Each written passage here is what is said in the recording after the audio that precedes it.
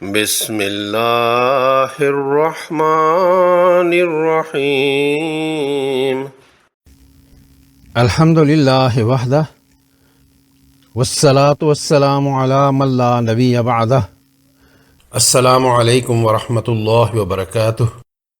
تجوید الفرقان اردو چینل میں ایک بار پھر آپ کا خیر مقدم ہے۔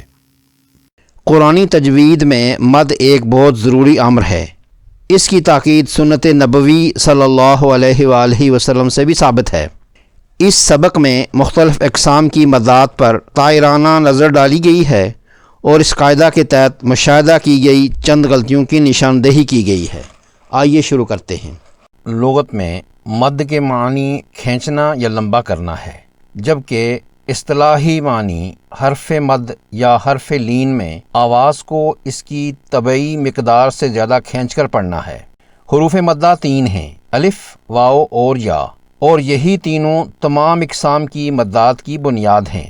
اس لیے ان حروف اور ان کے ساتھ مخصوص شرائط کو سمجھنا اور یاد رکھنا انتہائی لازم ہے۔ الف ہمیشہ مدہ ہوتا ہے اور اس سے پہلے ہمیشہ زبر ہوتا ہے، یعنی اس سے پہلے آنے والے حرف پر زبر ہوتا ہے۔ جیسے ما میں الف مدہ ہے کیونکہ الف سے پہلے میم پر زبر ہے، جبکہ فلیستجیبوا لی کا الف مدہ نہیں ہے کیونکہ اس الف سے پہلے واو پر زبر نہیں ہے، اور فضلاً میں بھی الف سے پہلے زبر نہیں ہے بلکہ یہاں تنوین ہے، اس لیے یہ بھی الف مدہ نہیں ہے۔ الف مدہ کے قائم مقام کھڑا زبر ہوتا ہے، یعنی کھڑا زبر بھی الف مدہ ہوتا ہے۔ ان کو 2 حرکات کی مقدار میں کھینچ کر پڑھنا ہوتا ہے۔ اگر واو ساکن ہو اور اس سے پہلے والے حرف پر پیش ہو تو یہ واو حرف مدہ ہوگا، یعنی واو مدہ۔ جیسے جوع میں واو ساکن سے پہلے آنے والا حرف جیم ہے اور اس پر پیش ہے۔ واو ساکنہ سے پہلے اگر پیش کی جگہ زبر ہو تو یہ واو لین کہلائے گا، واو مدہ نہیں۔ جیسے خوف میں واو ساکنہ سے پہلے خا پر زبر ہے، پیش نہیں، اس لیے یہ واو مدہ نہیں بلکہ واو لین ہے۔ الٹا پیش واو مدہ کے قائم مقام ہوتا ہے۔ جہاں یا ساکن ہو اور اس سے پہلے والا حرف زیر والا ہو تو یہ یائے مدہ کہلاتا ہے۔ اسے بھی 2 حرکات کی مقدار میں کھینچ کر پڑھا جاتا ہے۔ جیسے فیہ میں یائے ساکنہ سے پہلے والے حرف فا کے نیچے زیر ہے۔ یائے ساکنہ سے پہلے اگر زیر نہ ہو بلکہ زبر ہو تو یہ یائے لین کہلائے گا، یائے مدہ نہیں۔ جیسے قضیتم میں یائے ساکنہ سے پہلے حرف ضاد پر زبر ہے، زیر نہیں۔ کھڑی زیر یائے مدہ کے قائم مقام ہوتی ہے اور اسے بھی 2 حرکات کی مقدار میں پڑھا جاتا ہے۔ مد کی 2 بڑی اقسام ہیں، مد اصلی اور مد فرعی۔ جب تینوں حروف مدہ الف مدہ، یائے مدہ اور واو مدہ کے بعد نہ تو حمزہ ہو اور نہ ہی سکون یعنی جزم ہو تو یہ مد اصلی کہلاتی ہے۔ مثلا نوحیہا میں تینوں اقسام کی مدات اصلی ہیں۔ واو ساکنہ سے پہلے نون کی پیش سے واو مدہ، یائے ساکنہ اور اس سے پہلے کی ہا کی زیر سے یائے مدہ، اور آخری الف سے پہلے ہا کی زبر سے الف مدہ تشکیل پاتا ہے۔ تینوں کی مقدار 2 حرکات ہوگی۔ مد کی دوسری قسم مد فرعی ہے۔ یہ ایسی مد ہے جس میں حرف مد کے بعد حمزہ ہو یا سکون ہو، جیسے ما یا الذی ارسل۔ مد فرعی کو مزید متعدد اقسام میں بانٹا جا سکتا ہے، جیسے مد متصل یا واجب۔ حرف مدہ کے بعد حمزہ بشکل عین کے سر والی اسی لفظ میں موجود ہو تو وہاں مد متصل ہوگی اور اس کی مقدار 5 حرکات ہوتی ہے، جیسے جاء، سیئت، سوء۔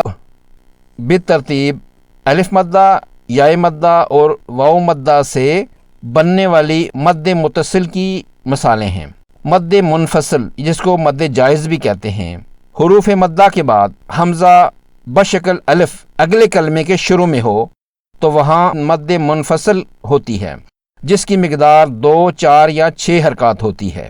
مثلا انا الیہ والذی اخرج قالوا انا مد لازم، حروف مدہ کے بعد سکون یعنی جزم یا تشدید اگر آئے تو وہاں مد لازم کی جاتی ہے جس کی مقدار 6 حرکات ہوتی ہے۔ مثلا الآن ولا الضالین، الف لام را نون، الف لام میم۔ اس کی مزید اقسام ہیں۔ مد لازم مسکل وہ ہوتی ہے جو حروف مدہ کے بعد تشدید کے آنے کی وجہ سے ہوتی ہے۔ مثلا فَإِذَا جَاءَتِ الطَّامَّةُ الْكُبْرَى میں الف مدہ کے بعد تشدید سے مد لازم مسکل ہے، اور مخفف وہ ہوتی ہے جو سکون کی وجہ سے ہوتی ہے۔ مثلا الآن وقد کنتم بہ تستعجلون میں کھڑی زبر کے الف مدہ کے بعد لام کی جزم سے مد لازم مخفف ہے۔ اور مد لازم کی آگے مزید 2 قسمیں کلمی اور حرفی ہوتی ہیں۔ اگر مد لازم کلمہ کے اندر ہو، لفظ کے اندر ہو تو مد لازم کلمی ہوگی۔ مثلا ولا الضالین، اور اگر وہ حرف کے اندر ہو جس طرح حروف مقطعات ہوتے ہیں تو وہ حرفی ہوگی۔ مثلا قاف مد عارض، حروف مدہ یا لین کے بعد وقف کی وجہ سے عارضی سکون ہو، اس کی مقدار 2، 4 یا 6 حرکات ہوتی ہے۔ جیسے سیعلمون، آیت کی وجہ سے رک گئے تو یہ واو مدہ کے بعد نون ساکن ہو جائے گا اور اس پر مد عارض وقفی کریں گے۔ الرحمن الرحیم یا مدہ کی وجہ سے، تکذبان الف مدہ کی وجہ سے، خوف واو لین کی وجہ سے، والسیف یا لین کی وجہ سے۔ تجوید میں مدات لمبا کرنے والے حروف کی ادائیگی بہت اہمیت رکھتی ہے، کیونکہ مد کی غلطی بسا اوقات لفظ کے معنی بدل دیتی ہے۔ مدات کے حوالے سے عام طور پر جو غلطیاں مشاہدے میں آتی ہیں ان میں سے سر فہرست مد کی مقداروں میں کمی یا زیادتی کرنا ہے، یا مد کے بعد آنے والے حرف کی ادائیگی میں غلطی کرنا، یا حروف مد کو غنہ کے ساتھ یعنی ناک کے بانسے سے ادا کرنا وغیرہ۔ آئیے ان سب کو تفصیل سے دیکھتے ہیں۔ مقدار مد میں کمی یا زیادتی، ہر مد کی ایک مخصوص مقدار ہوتی ہے، جیسے مد اصلی کی 2 حرکات، مد متصل کی 5 حرکات اور مد لازم کی 6 حرکات، اور اسی طرح دیگر مدات کی بھی۔ غلطی یہ کی جاتی ہے کہ کسی مد کی مخصوص اور مقررہ مقدار کو اس سے زیادہ لمبا کر دینا یا اسے گھٹا دینا۔ مثلا مد اصلی کو 2 حرکات سے زیادہ کھینچنا، جیسے قال میں الف اپنے سے پہلے کاف کی زبر کی وجہ سے حرف مدہ ہے، مد طبعی ہونے کی بنیاد پر اس کی مقدار 2 حرکات کی ہوگی۔ اس کا درست لفظ قال ہے، اس الف کی مقدار کو کم کرتے ہوئے اسے قال پڑھنا غلط ہے۔ اسی طرح اسے 2 حرکات سے بڑھا کر قال پڑھنا بھی غلطی ہے۔ اسی طرح مد لازم کو چھوٹا کر کے 3 یا 4 حرکات کی مقدار میں پڑھنا بھی غلط طریقہ ہے۔ کمی یا زیادتی دونوں طرح غلط ہے۔ مد متصل کی مقدار 5 حرکات ہوتی ہے، جبکہ مد منفصل جس کا دوسرا نام مد جائز ہے کو 2، 4 یا 6 حرکات میں ادا کیا جا سکتا ہے، اس کو مد متصل سے زیادہ لمبا کرنا بھی غلطی ہے۔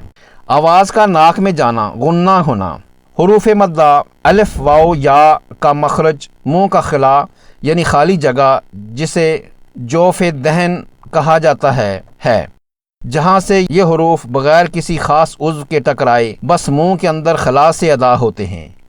یہ زبان، حلق، ہونٹوں اور ناک سے الگ مقام ہے۔ ان حروف یعنی حروف مدہ کو کھینچتے ہوئے یعنی لمبا کرتے ہوئے آواز کا رخ اگر ناک کی جانب ہو جائے تو یہ غنہ ہو جائے گا، جو کہ غلطی ہے۔ تجوید میں اس عمل کو غنہ کرنا کہا جاتا ہے، یعنی خیشوم یا ناک کے بانسے سے آواز کا نکالنا۔ مد کی آواز صاف اور منہ کے خالی حصے سے ہونی چاہیے، نہ کہ ناک سے۔